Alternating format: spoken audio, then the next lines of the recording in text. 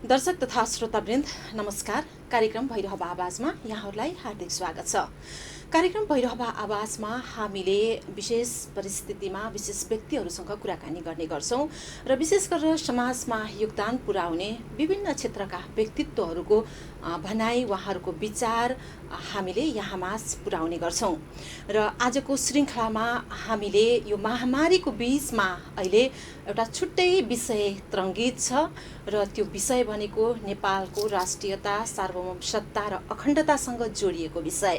भर्खरै मात्र सरकारले नयाँ नक्सा सार्वजनिक गरेको अवस्था छ र भारतले अतिक्रमण गर्दै आइरहेका क्षेत्र लिम्पियाधुरा, लिपुलेक र कालापानीलाई समेटेर आफ्नो भूमि नेपालको नक्सामा पार्न जुन चाहिँ अहिले सरकारले नयाँ नक्सा जारी गर्यो, त्यसपछि उत्पन्न भएका विभिन्न तरङ्गहरू र भारतीय मिडियाहरूमा आएका विभिन्न विषयहरू लगायत हामीले विशेष गरेर ती क्षेत्रहरू नेपालका हुन् भन्ने दाबी गर्नको लागि त्यहाँ पुगेका अथवा त्यस सम्बन्धी जानकार भएका विभिन्न व्यक्तिहरूसँग कुराकानी गर्दै आइरहेका छौँ। आजको श्रृङ्खलामा हामीसँग कुराकानी गर्नको लागि यस्तो व्यक्तित्व हुनुहुन्छ, भैरहवा मर्निङ वक ग्रुपका संस्थापक अध्यक्ष। उहाँ साहित्यमा निकै रुचि राख्नुहुन्छ। सरल, शालीन र बौद्धिक व्यक्तित्व विजय सागरजी हुनुहुन्छ। उहाँसँग हामी कुराकानी गर्दैछौँ। यहाँलाई स्वागत छ कार्यक्रममा। नमस्कार, धन्यवाद। आराम हुनुहुन्छ? एकदमै राम्रो। लकडाउनमा आनन्द घर बसिरहेको छ। यो महामारीको समय छ, लकडाउन छ, घरमा बसिरहनु भएको छ। कसरी बिताइरहनु भएको छ समय? अब लकडाउन वास्तवमा हाम्रै लागि हो, एकदम उचित छ र यो लकडाउनको समयमा मैले वास्तवमा अध्ययनमा बिताएको छु र विशेष गरेर यो आजभन्दा करिब कार्तिकमा निस्केको जस्तो लाग्छ मलाई।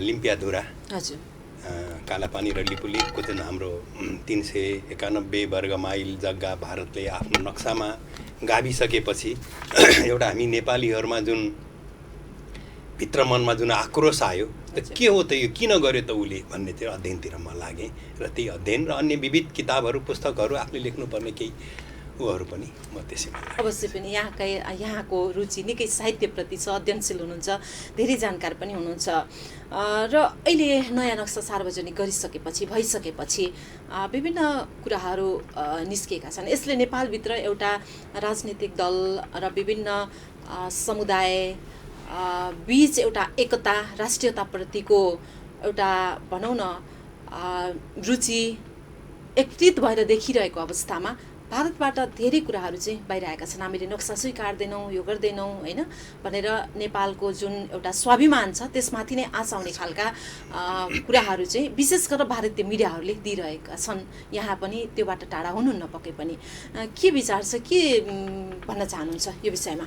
यो कुरा जुन किसिमले आइरहेको छ, अब उनीहरूले ओगटिरहेको जग्गा नेपालको हो भन्न हामीले दाबी गरिदिइसकेपछि त हाम्रै जग्गा उनीहरूले ओगटेका थिए, भोग चलन गर्दै आइरहेका थिए। त्यो हाम्रो भनिसकेपछि उनीहरूलाई रिस उठ्नु स्वाभाविकै हो। यसलाई चाहिँ नि जुन कूटनीतिक भाषामा हामी उनीहरू एकदम उशृङ्खल भए भनेर हामी उशृङ्खल हुनुपर्ने अवस्था छैन। हामीसँग सबुत प्रमाणहरू छन्। यसको लागि म सानो इतिहास, हामी 240 वर्ष, करिब 200-250 वर्ष अगाडि हामी जानुपर्छ। पृथ्वीनारायण शाहले एकीकरणको सुरुवात गरेपछि यिनले टिस्टासम्म, हामी पृथ्वीनारायण शाह पुगे टिस्टासम्म, तर पश्चिम उनले सफल हुन सकेनन् र उनका चाहिँ नि बुहारी, उनका छोरा प्रताप सिंहका रानी राजेन्द्र लक्ष्मी, छोरा रणबहादुर शाह र छोरा नाति रणबहादुर शाह र रणबहादुर शाहको नायबीको रूपमा कान्छा छोरा, पृथ्वीनारायण शाहका कान्छा छोरा बहादुर शाहले पश्चिमले हाँके र पश्चिम हाँक्दाखेरि सतलजसम्म हामी पुग्यौँ र किल्ला काँगडा पनि हामी पुग्यौँ। तर किल्ला काँगडामा हाम्रो रसद पानी, हामीले जुन हुनुपर्ने सहयोग राम्रो नभएको हुनाले हामी किल्ला काँगडाबाट हारेर, संसार चन्द्रसँग हारेर हामी फर्किनु पर्यो। त्यहाँ उसमा चाहिँ रणजित सिंहसँग हारेर, पन्जाब केसरी हारेर हामी सतलज वारी आएर बस्यौँ। अब त्यो त ग्रेटर नेपाल थियो, टिस्टादेखि लिएर सिक्किम हाम्रै थियो, भुटान बाहेक सिक्किम हाम्रै थियो, टिस्टासम्म हाम्रो थियो। 96,000 वर्ग माइलको जग्गा हाम्रो थियो र अब इस्ट इन्डिया कम्पनी त व्यापारी कम्पनी थियो, उसलाई चाहिँ नि चीनसँग चाहिँ नि व्यापार गर्नुपर्ने, त चारैतिर नाकाबन्दी नेपालबाट भयो, चीन जान सक्ने ठाउँै छैन। अनि उसले न्यु खोज्न थाल्यो र बुटोलको सानो एउटा झगडालाई लिएर उसले चाहिँ नि नेपालसँग युद्धको घोषणा गर्यो र युद्ध गरिसकेपछि 1816 को सन्धि हामीले नाकले टेकेर हामीले चाहिँ नि हामी हार्यौँ। त्यसमा खालि बुटोलको बाहेक, उजिर सिंहले चाहिँ नि जितेको बाहेक अरू सबै ठाउँमा हामी हार्यौँ र चाहिँ हामीले 1816 को सन्धि मार्च 8 मा त्यसलाई 8/4 मा त्यसलाई चाहिँ नि सरकारले उसमा चाहिँ रणमा उसले चाहिँ नि गृहयुद्ध वीर विक्रम साध्यबाट सही भएर गएर ऊ भयो त्यो। यसरी हामी खुम्चिएर 40,000 वर्ग माइल हामी छोडेर, अझ बढी छोडेका थियौँ, त्यो छोडेर हामी मेची र महाकाली आयौँ। र मेची र महाकालीका कुरा आउनासाथ लिम्पियाधुरा यहाँ जोडिन्छ। लिम्पियाधुरा जोड्नुभन्दा अगाडि एउटा 1801 को सन्धि पनि हामीसँग इस्ट इन्डिया कम्पनी र नेपाल सरकारको एउटा चाहिँ नि सन्धि छ 1800 को। त्यसमा के छ भने धारा 5 मा नेपाल र यदि इस्ट इन्डिया कम्पनीको दुवैको बिचमा सिमाना सम्बन्धी कुनै किसिमको झैझगडा निस्किएमा दुईटाका चाहिँ नि प्रतिनिधिहरू बसेर सुल्टाउने भन्ने छ। तर उसले ब्रिटिस इन्डियाले पनि त्यो कुरा नगरिकन 1815 मा युद्ध गर्यो हामीसँग। र अहिलेको जुन लिम्पियाधुरा कालापानी र लिबुलेको कुरा पनि उसले हामीसँग नसोधिकन खाप्लाकै आफ्नो नक्सामा गर्यो। नक्सामा नगर्दासम्म, उसको सेना बस्दासम्म, यसका पनि धेरै इतिहास छन्, म छोटकेर पछि भन्छु, नबस्दासम्म त नेपालीहरू त्यसरी आत्तिएका थिएनन्। यो कुटनीतिक हो कुरा हो, अब सेना बस्या छन्, यिनीहरू आफ्नो अनुकूलमा जान्छन् भन्ने कुराहरू थियो। यो रूपमा बस्दाखेरि 1816 मा जुन कालापानी जुन चाहिँ हामी महाकाली भन्छौँ, उताको उत्तरको चाहिँ नि उत्तर चाहिँ नि उत्तर पश्चिममा त्यसलाई चाहिँ नि काली मात्रै भनिन्थ्यो। हामीले लेख्दाखेरि केएलआई काली लेख्छौँ, तर त्यो बेलामा KALEE काली भनेर त्यसलाई लेखिन्थ्यो। र 1816, 1819, 1827, 1830, 1850, 1856 सम्मका नक्साहरूमा त्यसलाई काली नै लेखिएको छ। तर 1856 मा के गरियो भने 1856 को नक्सामा त्यो काली भन्ने ठाउँमा 1856 को है, त्यसलाई चाहिँ नि कुटियाङ्टी, त्यसलाई चाहिँ नि कुटियाङ्टी लेख्यो, त्यसलाई काली केही नलेखेर कुटियाङ्टी लेखिदिएर यता चाहिँ नि उसमा लिम्पियाधुराबाट निस्केको सानो एउटा खोल्सीलाई काली भनेर लेखिदियो उसले। ए भनेको त्यति बेलाको कालीलाई 1879 मा सर्वे अफ इन्डियाले नि जुन निकालेको नक्सामा त्यसलाई चाहिँ नि कुटियाङ्टी लेखेर यतातिर यता जुन हाम्रो काली भनेर जुन लिम्पियाधुराबाट आएको जुन नदी हो त्यसलाई काली लेखेको ठाउँमा कुटियाङ्टी लेख्यो 79 मा है। 56 मा त्यसले केही पनि लेखेन, खालि उसमा लेख्यो काली भनेर लेख्यो लिम्पियाधुराबाट आएकोमा। अब यता के गर्यो 79 मा यतातिर कुटियाङ्टी भनेर त्यो नदीलाई लेख्यो, जुन मूल नदी हो, जुन हामीले काली भनेका थियौँ, महाकाली भनेका थियौँ, त्यसलाई कुटियाङ्टी भन्यो। यसलाई चाहिँ लिम्पियाधुराबाट आएको नदीलाई लिपि खोला भन्ने लेख्यो। अब कुटियाङ्टी भनेको के हो त भन्दा हामीले त्यहाँ सौकाहरू ब्यासहरू त्यहाँ हाम्रो चाहिँ त्यो ब्यास हो। एकपल्ट कुनै जमाना महाभारतका वेद व्यास वहाँ गएका थिए, तिनी एउटा कुनै गुफामा बसेका थिए, रात बसेका थिए, त्यसलाई व्यास गुफा भनिन्छ। र तिनी मानव सरोवर पुगेर त्यहाँबाट फर्केर फेरि इन्डियामै आएका थिए र त्यहाँ ब्यास भनिन्छ। त्यहाँ ब्यासवटा 12वटा गाउँ, 6वटा गाउँ 1816 को सन्धिपछि 6वटा गाउँ इन्डियामा पर्यो। अब यता चाहिँ नि 6वटा गाउँ कुटी, नाभी, गन्जु, यतातिर टिङ्कर, छाँगुर, यता हाम्रो नेपालमा भागमा पर्यो। अब कुटियाङ्टीको अर्थ के? कुटी भनेको काली, याङ्टी भनेको नदी। उनीहरूले जस्तोसुकै झुट कुरा बोले पनि त्यहाँको अहिलेसम्म त्यहाँ भाषा त छ नि, त्यहाँ शब्दकोश त छ नि, त्यहाँको लोकगीतहरू, लोक संस्कृति, लोक संस्कारहरू त छ नि। जस्तै हाम्रो रिडी भन्छौँ, री माने धमिलो, डी माने पानी मगर भाषामा रिडी। यो चाहिँ कुन भाषा रहेछ? यो कुटी यो सौका भाषा। सौका भनेको त्यहाँ ब्यासमा बस्नेलाई सौका भनिन्छ। तिनीहरू अब सौका भनिन्छ तिनीहरूलाई। म दार्चुलामा बस्दाखेरि के हुन् भनेर सोधेको थिएँ। म 51 सालमा दार्चुला थिएँ, त्यहाँ यिनीहरू सौका भनिन्छ यिनीहरूलाई भनिन्थ्यो। अब उनीहरूले त्यो भाषा सौका भाषामा कुटियाङ्टी काली नदी। अब उनीहरूले जेसुकै झेल गर्न खोजे पनि सांस्कृतिक धरोहर यस्तो किसिमले हामीसँग छ।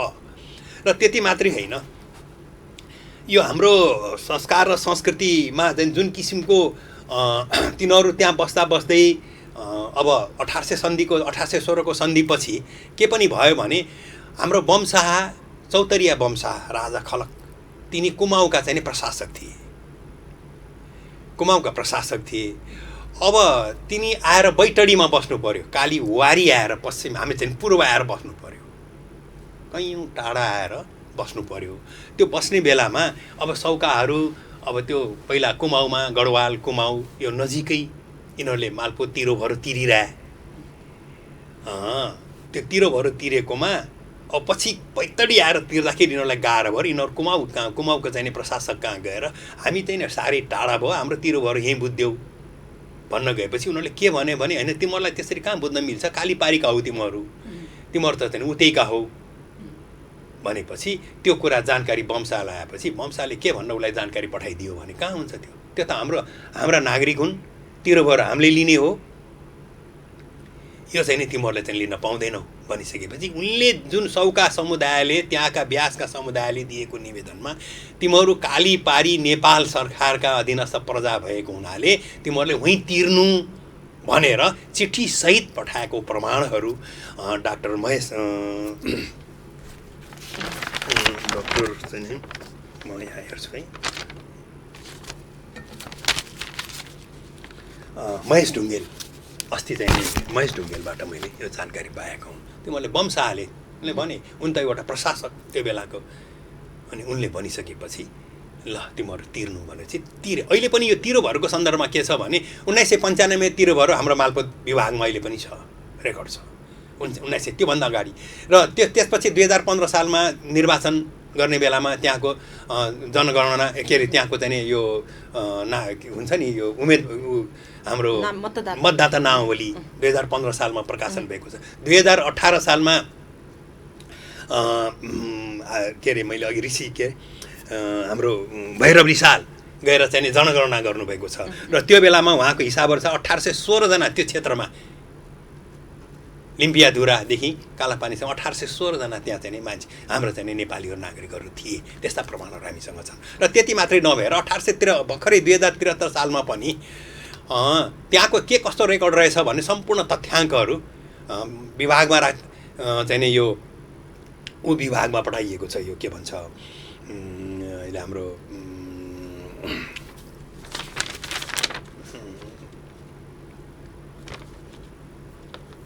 यो सबै लगतहरू कालापानी यिनीहरू सबै चाहिँ पुरातत्व विभागमा यो पठाइएको छ। र पुरातत्व विभागमा पठाउँदाखेरि यो कसरी जानकारी पाएँ भने अब यो म पनि एकपल्ट त्यहाँ बसेको र जग्गा सम्बन्धी कुरा आफू पनि मालपोतको हाकिम भएर त्यहाँ बसेको, जग्गा सम्बन्धी कुरा के हो त रेकर्ड के रहेछ त हामीसँग भनेर मैले मालपोत विभागको पूर्व निर्देशक मेरा भाइ समरबहादुर सिंह भन्नेसँग मैले कन्ट्याक्ट गरेँ र उहाँले के भन्नु 2073 साल चैत्र 29 गते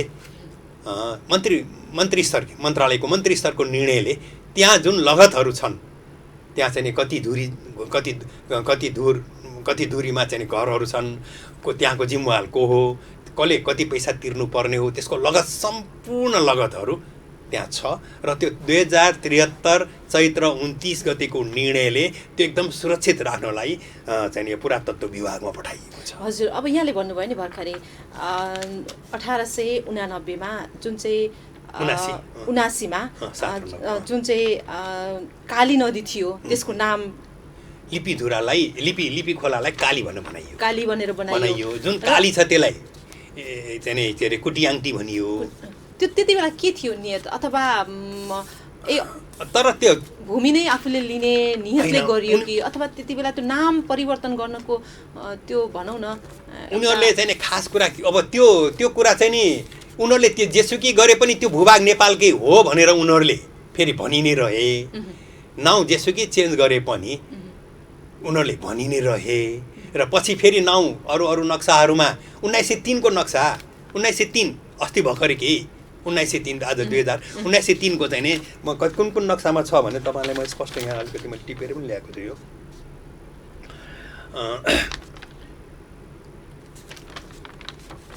1903 मा प्रकाशित प्राचीन एटलस चाहिँ चीनको प्राचीन चिनिया एटलस 1903 को त्यसमा चाहिँ नि त्यही लिम्पियाधुराबाटै काली नदी बगेको छ भन्ने स्पष्ट देखाइएको छ।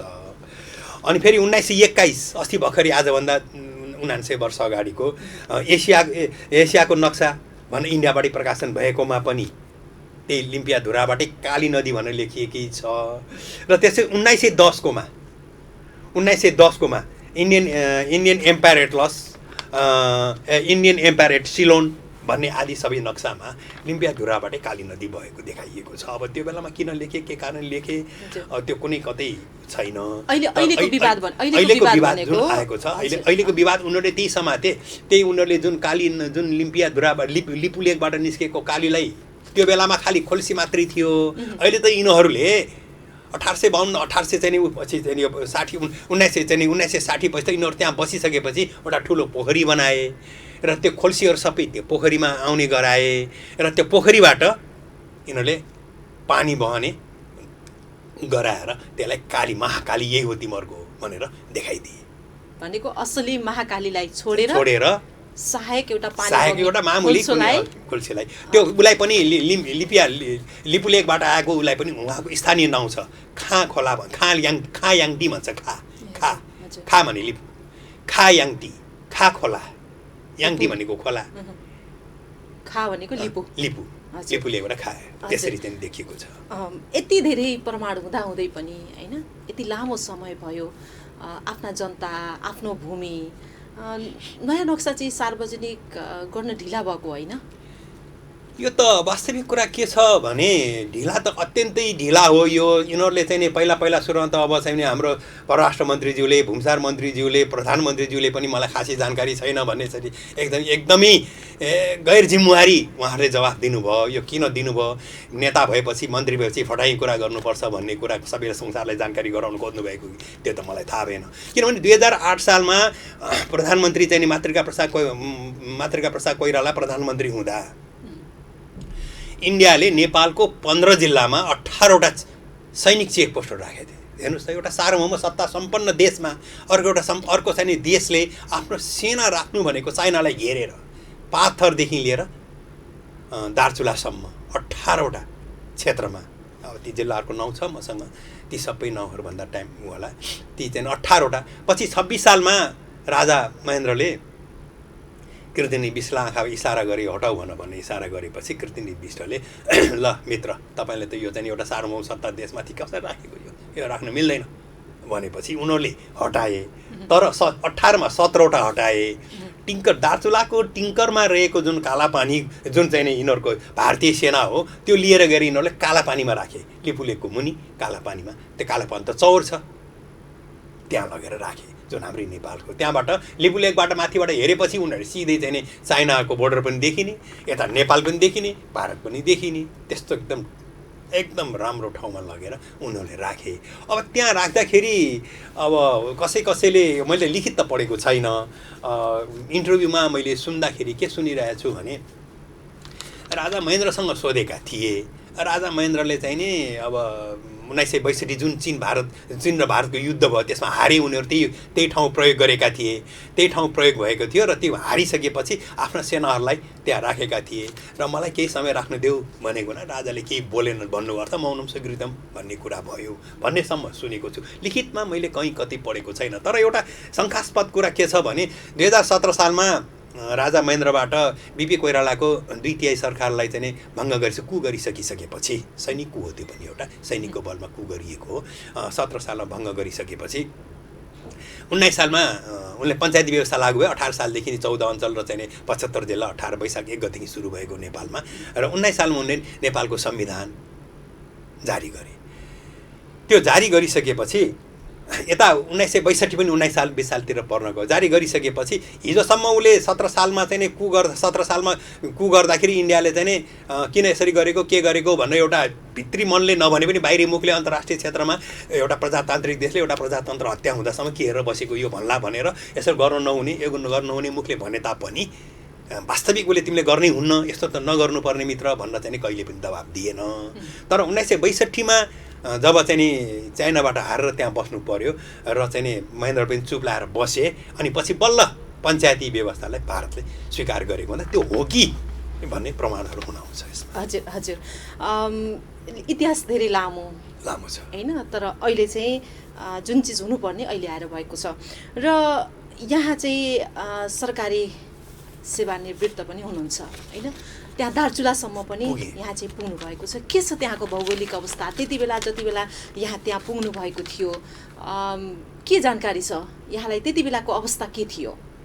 अब त्यो बेलामा हामी दार्चुला जानलाई यो फलाना व्यक्ति हो यसलाई जान दिनु भनेर कञ्चनपुर महेन्द्रनगरबाट जिल्ला प्रशासन कार्यालयबाट पोस्टिङ खोलेर हामी चाहिँ नि त्यहाँ एउटा त्यो जान नपाउने एरिया थियो, त्यहाँ धारचुला भएर जानुपर्ने, इन्डियाको त्यो एउटा धारचुला भएर जानुपर्ने इन्डियाको पिठोरागढ भन्ने उता जानलाई स्वीकृति चाहिन्छ। यता नेपाल गभर्मेन्टले दिन्थ्यो, त्यहाँका जनताहरू, त्यहाँका बासिन्दाहरू, त्यहाँ विद्यार्थीहरू, व्यापारीहरूलाई त्यो दिइन्थ्यो। एउटा कर्मचारीको हैसियतले म गएको थिएँ र मलाई दियो। उनीहरूले कुनै चेक पनि गरेनन्, मलाई थाहा पाउने रहेछन् उनीहरूले यो यस्तो हो यो यस्तो हो भनेर। अब कसरी थाहा पाउँछन् त्यो त थाहा भएन, राम्रै व्यवहार गइयो। र त्यहाँ जाँदाखेरि त्यहाँ कस्तो थियो भने दार्चुला एउटा नेपाली हो कि होइन, एउटा हामी चाहिँ नि 15औं-16औं युगको चाहिँ कुनै बस्तीमा गएका छौँ कि जस्तो। त्यहाँ रक्सी बाहेक त्यहाँ स्याक्टी भनिन्छ रक्सीलाई। महाकालीमा जति पानी बगेको छ त्यति नै रक्सी त्यहाँ घर घरमा छ। प्रत्येक छोरी बेटीहरू खालि त्यहाँ चाहिँ नि रक्सी बनाउँछन् र ऊ बुन्छन्, यो के भन्छ, यो गलैँचा बुन्छन्। गलैँचा बुन्छन्। खाना आउने मान्छेले खुरुक्क मलाई चाहियो भने खा भन्छ उसले। आफूले जति मनलाई त्यति खाने, खुरुक्क त्यहाँ हिसाब किताब लेखिदिने हो। खाने कर्मचारी मात्रै हुन् र कर्मचारीले त्यहाँ लेखिदिने। 10 गिलास खाएर 2 गिलास लेखे पनि भयो, 2 गिलास खाएर 2 गिलास लेखे पनि भयो, उसलाई कुनै मतलब छैन। तर ठिक कति गते त्यो कार्यालयले तलब बाँड्छ त्यो दिन ती नानीहरू चटसुटे एकदमै राम्री सुटेड बुटेड भएर चट्टाएर ल फलाना तिम्रो हिसाब यति छ यति ल्याऊ भनेर उसले दिन आनाकानी गरेर पकेटमै हात हालेर निकाल्ने प्रचलन मैले देखेको छु। र त्यो बेलामा मलाई यो यतातिरको ध्यानै भएन यता। तर मलाई के थाहा थियो भने म चाहिँ नि 2022 सालमा मैले एसएलसी गरेको हुँ र 2032 सालसम्म पनि यो नक्सा थियो। तर यो हाम्रो नक्सा 2032 सालदेखि गायब भएको 31 सालसम्म नेपालको नक्सामा लिम्पियाधुरा थियो। र त्यो लिम्पियाधुरा भन्ने मैले चाहिँ नि लिम्पियाधुरा लिपुलेक कालापानी नेपालको हो भनेर मैले भूगोल विषय पढेको हुँ एसएलसीमा र मलाई थाहा थियो यो हाम्रो क्षेत्र हो भनेर। तर मेरो अब त्यहाँ सबै त्यो किनभने त्यो बेलामा 2051 सालको कुरा हो, म त्यहाँ गएको। त्यहाँ दीपक जोशी भन्ने सिडिओ हुनुहुन्थ्यो, उहाँ पहिलादेखि म परिचित, उहाँ भूमिसार मन्त्रालयकै सेक्सन अफिसर। त्यसपछि गएर उहाँ चाहिँ सिडिओ भएर जानुभएको थियो र म पनि भूमिसारकै खरदारबाट सुरु गरेर अधिकृत स्तरमा पुगेको थिएँ। र त्यहाँ जाँदाखेरि मानस सरोवर जाने कुरा चल्यो।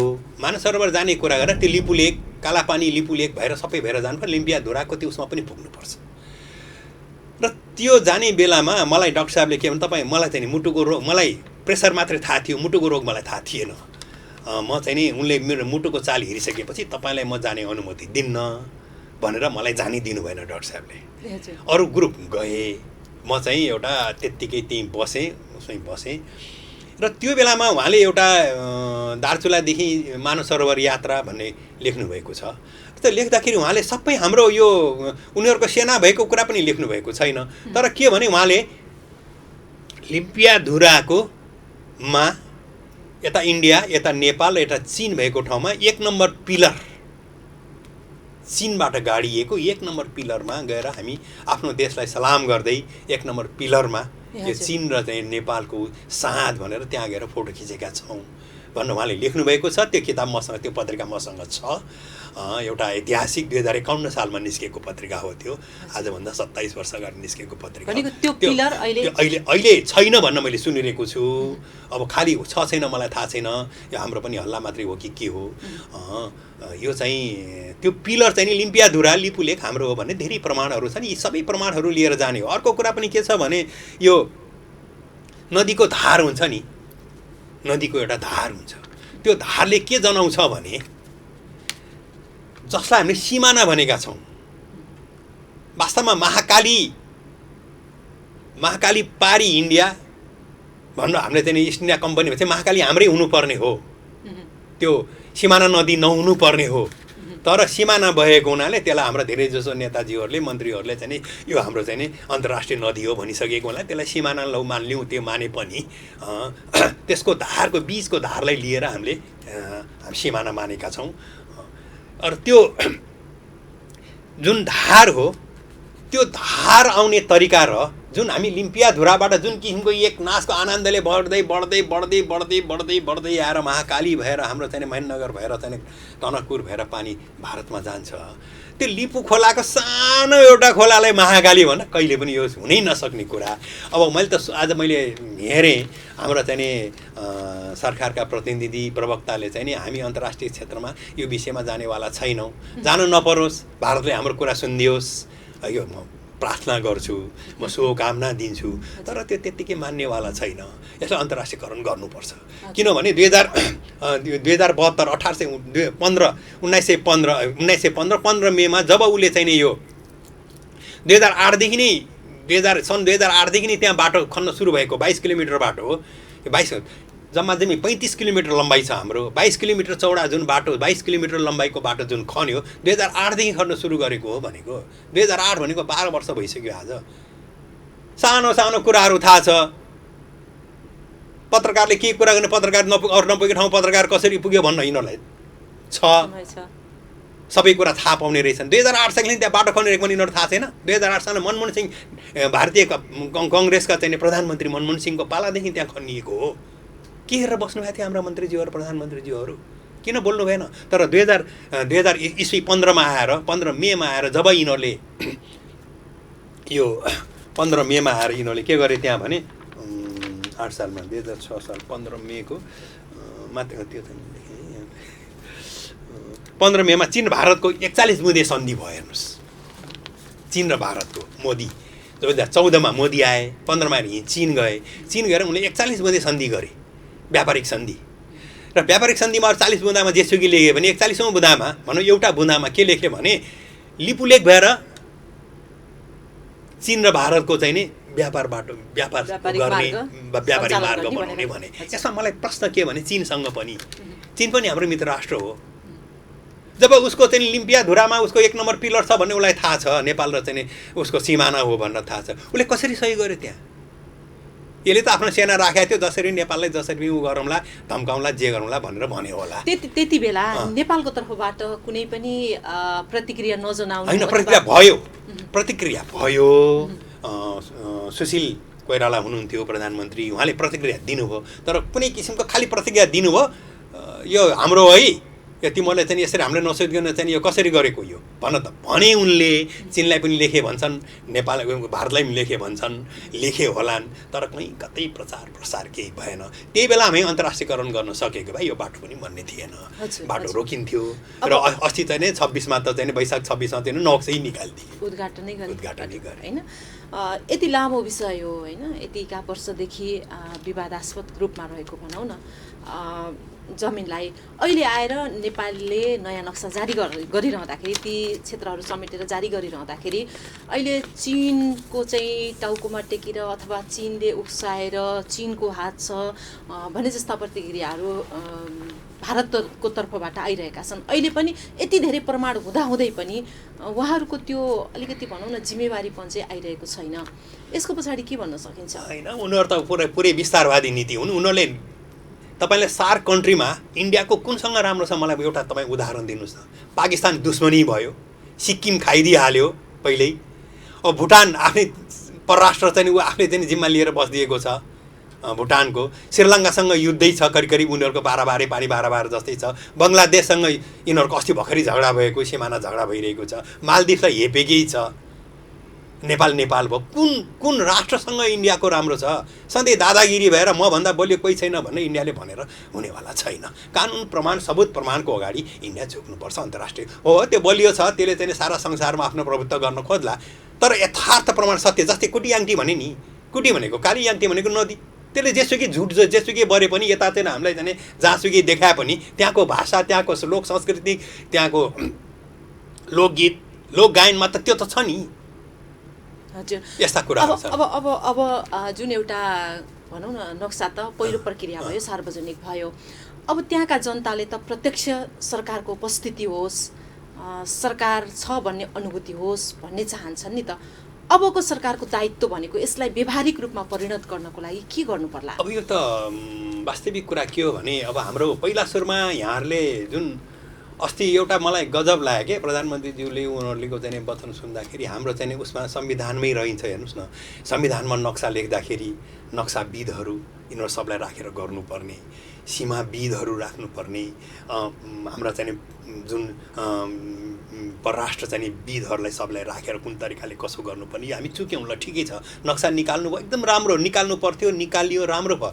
तर अब आएर त्यहाँ तुरुन्तै हामीले जुन किसिमले प्रशासन हामी उनीहरूको सेना छ त्यहाँ। अब पहिला पो सानो 50-60 जना सेना राखेका थिए, अहिले त ब्रिगेड नै छ, हजारौँ सेना छ त्यहाँ, ठुल्ठुला घरहरू, सैनिकहरू सारा ब्यारेक नै तयार छ त्यहाँ। त्यस कारणले तिनलाई चाहिँ कुटनैतिक तवरले यो हाम्रो हो, यो तरिकाले। तपाईँ अब बाटोको कुरा आयो, बाटोको कुरा आउँदाखेरि बाटो भनेको चाहिँ यो अब आखिरी मानव सरोवर जानु धर्मको नाउँमा गर्नुभएको, तपाईँले पूर्व पश्चिम राजमार्गको के हिस्सा तपाईँले बनाइदिनु भएको छ।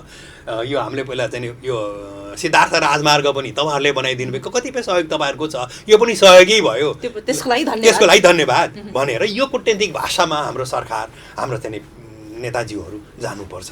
र त्यसरी गइयो भने उसले जस्तै हामी चाहिँ मेरो विचारमा के लाग्यो भने यदि सरकारी प्रवक्ताले कुनै आशय नभइकन त यो बोल्नु भएन हामी अन्तर्राष्ट्रियकरण यसलाई गर्दैनौँ भन्ने कुरा त कुनै न कुनै जसरी उनीहरू कराइरहेछन् नि झुटलाई साबित गर्नलाई होइन। अब त्यो मैले भने 1816 लिएर 56सम्मका नक्साहरू 50औं नक्साहरू हेरे भयो नि बाबा, आफ्नो हो कि होइन, ऐना अगाडि छ नि, ऐना हेर आफ्नो अनुहार कस्तो छ हो कि होइन भन्ने सधैँ छ नि। एउटा इन्डियाको कुरा गर्दाखेरि म तपाईँलाई एउटा के भन्न चाहन्छु भने यो इन्डिया चाहिँ ले सार्क कन्ट्रीमा अघि कुरा गरेँ मैले, कुनै पनि देशसँग छैन भने 2072 सालको हामीले उसले नाकाबन्दी गर्यो। हेर्नुहोस् त 2072 सालमा वैशाख 13 गते देशमा भूकम्प गएर थिलो भएका थियौँ हामीहरू, कोही मरेका थिए, कोही के भए थिए, कोही के भए थिए। देशलाई चाहिँ औषधि थिएन, केही थिएन, खानपिनको अवस्था थियो, घर थिएन, बर्खा याममा चाहिँ मान्छेहरू कसरी त्यो बेलामा उसले नाकाबन्दी गर्यो। किन नाकाबन्दी गर्यो भन्दाखेरि उसले भने बमोजिमको संविधान आएन भन्न। एउटा देशको संविधान उसले भने कुनै अर्को देशको सार्वभौमसत्ता सम्पन्न देशको संविधान अर्को देशले चाहिँ भने बमोजिम हुन्छ? त्यसो उसैको चाहिँ एउटा हामी चाहिँ पार्टी भइहाल्यो नि, एउटा राज्य भएर बसे भइहाल्यो। अब तपाईहरु जस्तो सचेत नागरिकले यसो भनिरहँदाखेरि फेरि हाम्रो नेतृत्वमा रहेका नेताहरू हुनुहुन्छ हैन, सरकार सञ्चालन गर्ने कति व्यक्तिहरू फेरिनुभयो, उहाँहरूको अलिकति भारतप्रतिको झुकाव, भारतले भनेकै कुरा लागू गर्नुपर्ने त्यो अवस्थाले हो कि जनताको चाहना र प्रशासकहरूको कुरा चाहिँ अलिकति मेल नखाएर यो अवस्था आएको हो कि के हो? र नेपालको कूटनीतिक अवस्था कस्तो मान्नुहुन्छ यहाँले? यस्तो अहिले भन्न त वास्तवमा भन्नुपर्छ ओलीज्यूलाई, प्रधानमन्त्री ओलीज्यूलाई यो उमा पनि यो के अरे 2072 सालको चाहिँ नाकाबन्दीमा पनि नाकाबन्दी नखुल्दासम्म म इन्डिया आउँदिनँ भनेर उहाँले भन्नुभयो र नाकाबन्दी खुलेकै अवस्था माघ 22 गते खुलेको हो। यिनीहरूले चाहिँ सुरु गरेपछि भदौदेखि कहिले सुरु गर्यो बल्ल 4.5 महिना चाहिँ त्यो भएकै हो। त्यस्तो बेलामा नाकाबन्दी गर्यो। अहिले यो कोरोनाले सारा संसार भयाक्रान्त भएको बेलामा उसले बाटो चाहिँ नि नक्सै आफ्नो गरेर बाटै खोलिदियो मजाले।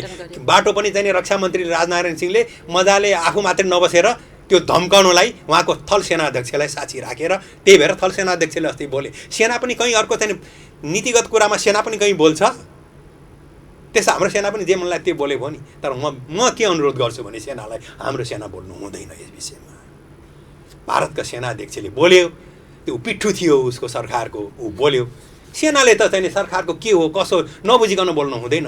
जबकि पहिलाका सेनाध्यक्षहरूले यो हाम्रो होइन भनेर बोलिरहेछन्। एसडी मुनि जस्ताले चाहिँ भारतका कयौँ विद्वानहरूले चाहिँ ए बाबा यो वास्तवमा नेपालको हो, यो सानो तिनो कुरामा किन यो झैझगडा गरेर तिमीहरूले भनेर भनिरहेकै छन्। अब ती कुराहरूलाई फ्ल्यास गर्दैनन् भारतीय मिडियाहरू।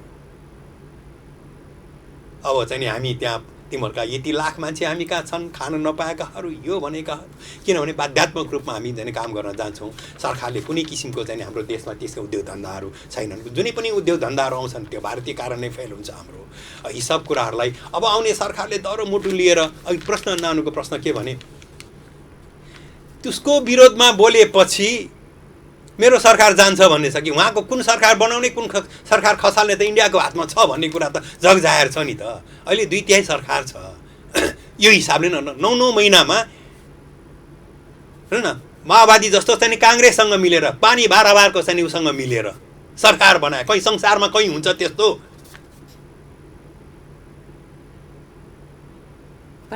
भनेको काङ्ग्रेस खत्तम गर्यो। अनि अहिले एमाले चाहिँ पानी बाराबार थियो, त्यो ओली भनेको यस्तो मूर्ख त्यस्तो मूर्ख, त्यो प्रचण्ड यस्तो त्यस्तो भन्नेहरूले आएर ड्याममा मिलेर अहिले सरकार बनाइरहेछन्। राजनीतिमा जे गरे पनि हुन्छ, जे पनि हुन्छ भन्ने जुन यिनीहरूको सिद्धान्त छ, यिनीहरूले चाहिँ के भनेको भने जस्तो मौका मिल्छ त्यस्तो गर्नुपर्छ। अवसरवादीहरू हुन् यिनीहरू। वास्तवमा हाम्रो नेपालका राजनीतिज्ञहरू देश जनताप्रति यिनीहरूको माया छैन। तर अहिले आएर जनताहरूको यति प्रबल चाहना छ कि यो लिम्पियाधुराको सन्दर्भमा जनताहरू एक भएका छन्, चाहे तराई होस् चाहे हिमाल होस् चाहे पहाड होस्। यहाँ कसैलाई तपाईँको तराईको कुनै पनि एउटा युवाहरूलाई सोध्नुहोस्, मैले इन्टरभ्यूहरू सुनिरहेको छु, यिनीहरू एकजुट छन्।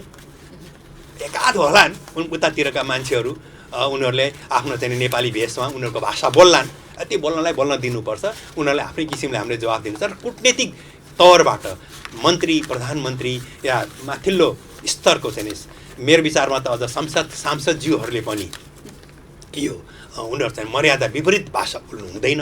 हामी जनताहरू भनेको जनता हौँ, जनताले बोल्छन्, जे बोले पनि जनता हो। उसले चाहिँ पछि गएर यो कुरा किन तिम्रो मान्छेले यसरी बोलाएको थियो भन्दा अब यिनीहरू जनता उनीहरूले मैले बोलेको छैन, अब यसरी गरौँ भनेर एकदमै राम्रो तरिकाले कुटनीतिक भाषाले भारतसँग सम्बन्ध गरेर उसँग हामीले चाहिँ नि उसँग हामी रिसाउनु पनि छैन कि हाम्रो देश हामीले मागेको हो, हाम्रो जग्गा तिमीले भोगचलन गरेका थियौ, भोगचलन गर्यौ, सिद्धि गयो।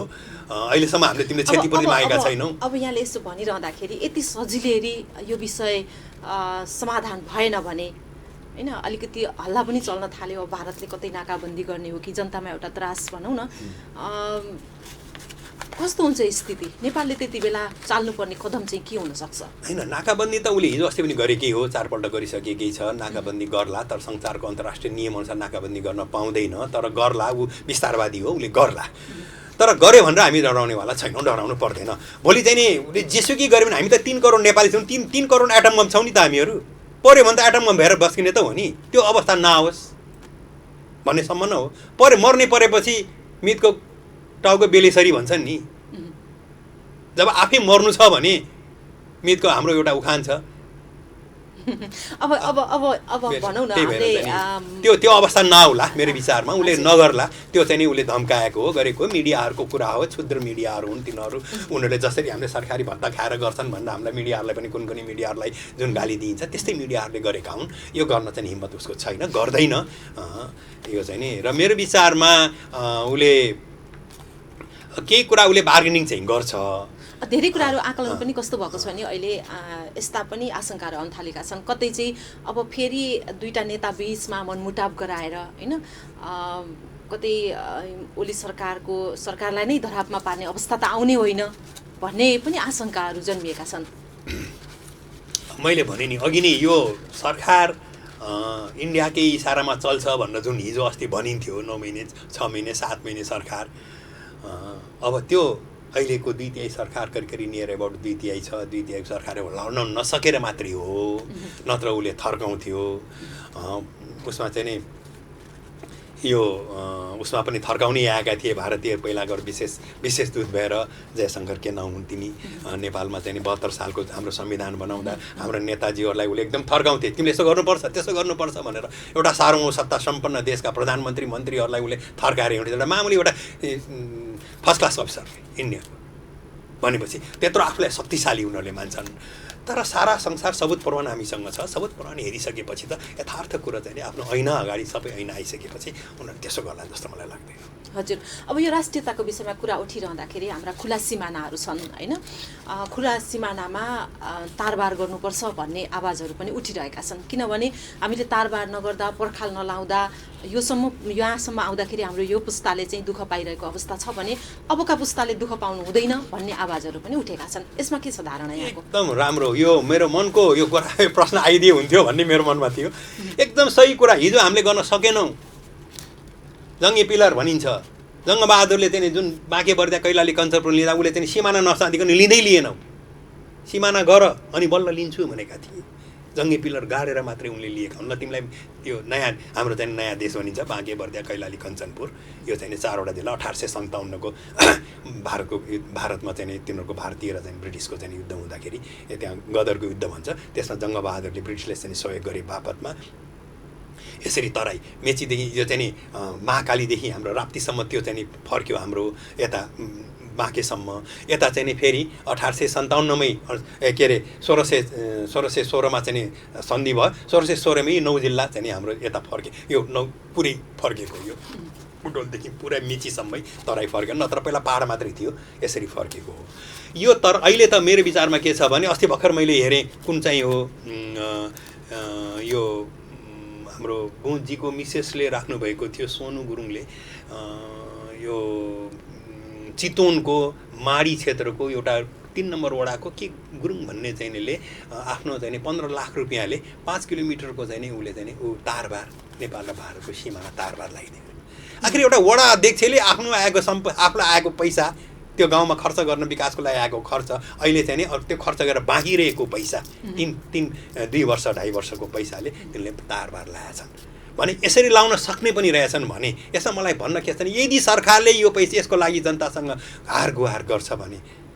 10 रुपियाँदेखि लिएर 10 लाखसम्म दिन सक्ने जनताहरू छन्। कतिले त 1 करोड दिन्छ, करोड देलान्, घोषणै गर्नुभएको, घोषणै गरेका छन् नि, किन नलिने? एक दोस्रो कुरो जुन हाम्रा मान्यहरू सांसदहरू हुनुहुन्छ, 7 प्रदेशका सभासदज्यूहरू हुनुहुन्छ, उहाँलाई जुन किसिमले खर्च गर्न दिइएको रकम छ नि त्यो रकम सम्पूर्ण यो तारबार विकास कोषमा जुन दिएको छ त्यो तारबार र चाहिँ कोरोनाको लागि अलिक क्वारेन्टाइन एउटा चाहिँ व्यवस्थाको लागि खर्च गर्नुपर्छ। उहाँहरूले त्यो खर्च गर्नु नपाउने भन्न के गर्नुपर्ने, अध्यादेश जारी गर्नुपर्ने हो कि सरकारले के गर्नुपर्ने हो, त्यो गर्नुपर्ने अनिवार्यता छ। हजुर, अब यति भनिरहँदाखेरि नेपाल भारत खुला सिमानाका कारणले गर्दाखेरि भनिन्छ नि एउटा रोटीबेटीको सम्बन्ध होइन, हाम्रो जनस्तरमा चाहिँ एउटा भावनात्मक सम्बन्ध पनि छ। यति बेला भनौँ न विभिन्न सामाजिक सञ्जालमा आएका त्यस्ता उशृङ्खल कुराहरू, भारतीय मिडियाले भड्काउन खोजेका ती भावनाहरूलाई वास्तवमै समेट्न यति बेला चाहिँ नागरिकको भूमिका र सरकारको भूमिका दुवैतर्फबाट के हुनुपर्छ जुन रहेको सम्बन्ध नबिग्रियोस् भनेर?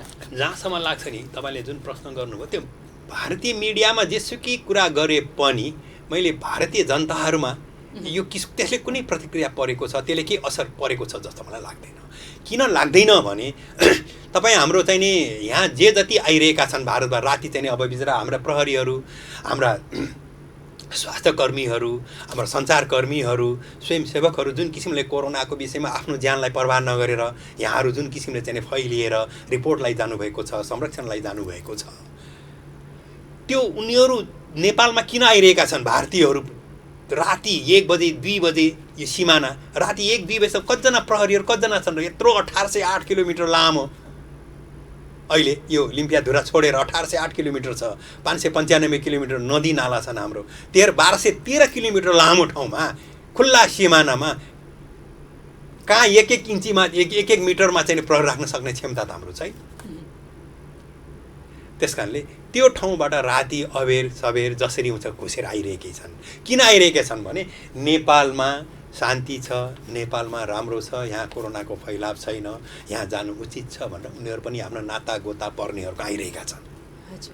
र उनीहरूलाई के विश्वास छ भने नेपालमा हामीलाई केही पनि हुन्न भन्ने जुन सद्भावले जुन विश्वासले आएका छन्। स्वयं उनीहरूले नि कोरोना लिएर आएका भए त हामी त खतम नै हुने भयौँ, यो कुरा त स्वाभाविकै भयो, तर नहोस् त्यस्तो। तर केही भारतबाट हामी कहाँ खासै नेपालमा कोरोना उत्पत्ति त भएको छैन, तर जे जति छन् बाहिरबाटै भारतबाटै आएका, त्यहाँ बसेर आएका, त्यहाँ काम गरेर आएकाहरूबाटै नेपालीहरूबाटै नै हामी कहाँ सरेको छ। यी कुराहरूले गर्दाखेरि भारतीय त्यो मिडियाले कुनै खास असर परेको मैले देखेको छैन। हजुर, अब अन्तिममा छौँ हामी। चीनले नै उस्काएर यो अवस्थामा यो भयो भनेर एउटै मात्र तर्कला भारतीय पक्षले चाहिँ भनौँ न जोडतोडका साथ राखेका छन्। एउटा यो पनि उखानै छ कि हार्ने गोरुको छेर्ने डाउ भन्छ कि। अब यो कुनै उसले त प्रमाण हेरिसक्यो, प्रमाण बुझिसक्यो, आफ्ना अब एसडी मुनि जस्ता जो पहिला चाहिँ नेपालको विरोधमा थिए उनले पनि वास्तवमा यो नेपालले ठिक गरेको है, यो यस्तो कुरामा हामी गर्न हुँदैन, अरू पनि पहिलाका सेनाध्यक्षहरू पनि यो विषयमा चाहिँ लकडाउनको चाहिँ पहिलाको चाहिँ उसमा गर्दाखेरि 72 सालको गर्दाखेरि पनि कयौँ चाहिँ रिसाएका थिए उनीहरूसँग, मोदीसँग यसो गर्नु नहुने किन गर्यो तिमीले भनेर रिसाएका थिए। अहिलेको यो विषयमा पनि उनीसँग मत नमिलेका भारतकै चाहिँ संसदमा यो संसदमै पनि कुरा उठिसकेको छ। यस कारणले गर्दाखेरि अब हार्ने गोरुको छेर्ने दाउ भने जस्तै अब त्यो चिनले उसको आएको नभनिकन त त्यही चिनसँग सन्धि गर्नु त्यही उसमा जान भनेर उनीहरूले चाहिँ अर्काको जग्गा हडपेर लिइरहेका छन्। त्यही चिनलाई खुसी पार्न, त्यही चिनको सामान गर्न, व्यापार गर्न मानसरोवर आफ्नो जानलाई गरे। मानसरोवर पनि त पहिला नेपालकै हो नि, हामीले छोड्नु परेको त हो, सबै नेपालको हो नि। किल्ला काङ्ग्रादेखि सिमला नैनीताल यो सबै हाम्रो त हो नि, हामीले छोड्नु पऱ्यो, बाध्य भएर छोड्नु पऱ्यो। अब गइसकेको कुरालाई लिएर हामी ग्रेटर नेपाल भनेर पुरा त्यो कल्पना, तर जुन 1816 को सन्धिले यो तिम्रो हो भनेर दिएकोलाई त संरक्षण त गर्नु पऱ्यो नि। माग त गर्नु, कसैले लियो भने आँखा चिम्लेर बस्नु भएन।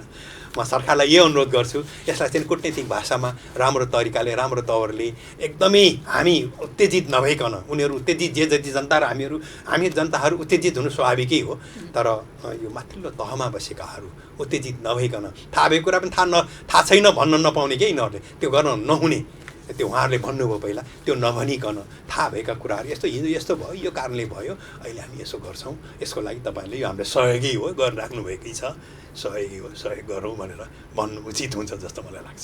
हस्, हामी कार्यक्रमको अन्त्यमा आइपुगेका छौँ।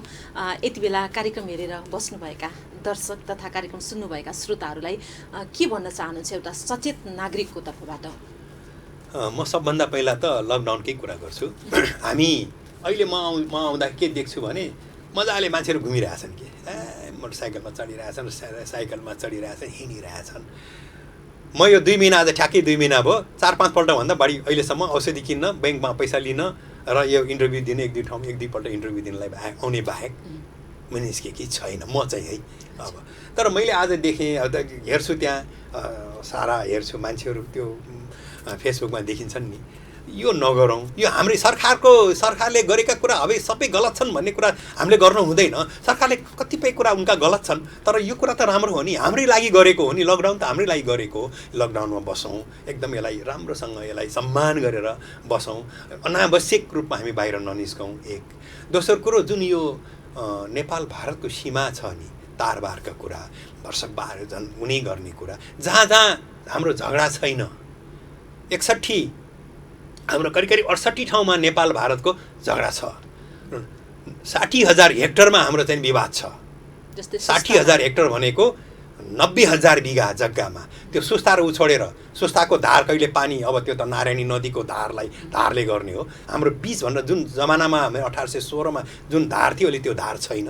त्यो धार चाहिँ एकातिर गएको नै इन्डियालाई मेरो हो भन्ने, हामीले चाहिँ यो धार हाम्रो हो, यो धारबाट चाहिँ पहिला निर्धारण भएको। यी कुराहरूलाई छोडेर जहाँ समस्या छैन, त्यो समस्या नभएको ठाउँमा नेपाल र भारतका प्रतिनिधिहरू राखेर तारबार गर्ने र यो तारबारको लागि जनतासँग आह्वान गर्ने। सरकारले चाहिँ जुन कोष सरकारले आफ्नो दिन सक्ने जे छ त्यो छँदैछ, नभएको सांसद कोष जुन विकास कोष छ सांसद, उहाँहरूको सम्पूर्ण रकम 1 पैसा पनि उहाँहरूले चाहिँ खर्च गर्न नपाउने गरी यो प्रदेश सभासद र सांसदका सम्पूर्ण रकमहरू यो कोरोनाको चाहिँ केही हिस्सा र 40% कोरोनालाई भने 60% चाहिँ यो हाम्रो तारबारको लागि खर्च गर्नुपर्छ भन्ने मेरो यो सबैलाई यो चाहिँ कस्तो लाग्छ मलाई थाहा छैन, तर मेरो हिसाबमा यसो भए राम्रो हुन्थ्यो, यो मेरो अनुरोध छ। हस्, धन्यवाद यहाँलाई समयको लागि। धन्यवाद बहिनी, मलाई बोलाउनु भयो, मनका कुराहरू भन्न लगाउनु भयो, भन्न मौका पाएँ। असाध्यै मलाई मनमा पीडा छ, यो पीडा छ। लिम्पियाधुरा, कालापानी र हाम्रो लिपुलेको असाध्यै पीडा छ। जुन दिन त्यो यहाँ भन्नै पर्छ, जुन दिन उनीहरूले चाहिँ त्यो उ गरे, यो के भन्छ राजनाथ सिंहले चाहिँ त्यहाँ यो ओपन उद्घाटन गरे, त्यो रात म सुतिनँ, छटपटी भयो मलाई हाम्रो देशको त्यो पीडाहरू। केही कुरा अरू ठाउँ पनि भनेको थिएँ, यहाँ पनि तपाईँले भन्ने मौका दिनुभयो, धेरै धेरै धन्यवाद। हस्, धन्यवाद छ यहाँलाई। दर्शक तथा श्रोतावृन्द, उहाँ हुनुहुन्थ्यो साहित्यकार विजय सागर। बिएमजी ग्रुप भैरहवा मर्निङ वक ग्रुपका संस्थापक अध्यक्ष हुनुहुन्छ र विशेष गरेर उहाँको साहित्यप्रति निकै ठुलो रुचि छ। उहाँले नेपालमा रहेका विभिन्न जात जाति समुदायको विषयको उत्पत्ति, उहाँहरूको संस्कृतिको विषयमा पनि उहाँले चाहिँ अध्ययन गर्नुभएको छ र थकाली समूह, त्यसै गरी थकाली समुदाय, त्यसै गरी नेवारी समुदाय, मगर, गुरुङ र मारवाडी समुदायको उत्पत्ति र उहाँहरूको संस्कृति, वेशभूषा, उहाँहरूका चाहिँ रीतिरिवाजको बारेमा पनि उहाँले थुप्रै अध्ययन गर्नुभएको छ र किताब पनि प्रकाशन गरिसक्नु भएको छ। र आज हामीले विशेष गरेर उहाँसँग धेरै अनुभव छ। आज हामीले यो अहिलेको जल्दो बल्दो विषय लिपुलेख, लिम्पियाधुरा र कालापानीको विषयलाई लिएर आज हामीले कुरा समेट्यौँ र दर्शक तथा श्रोतावृन्द अन्य श्रृङ्खलामा अन्य व्यक्तिसँग हामी फेरि उपस्थित हुने नै छौँ। तबसम्मको लागि मलाई पनि बिदा दिनुहोस्। नमस्कार।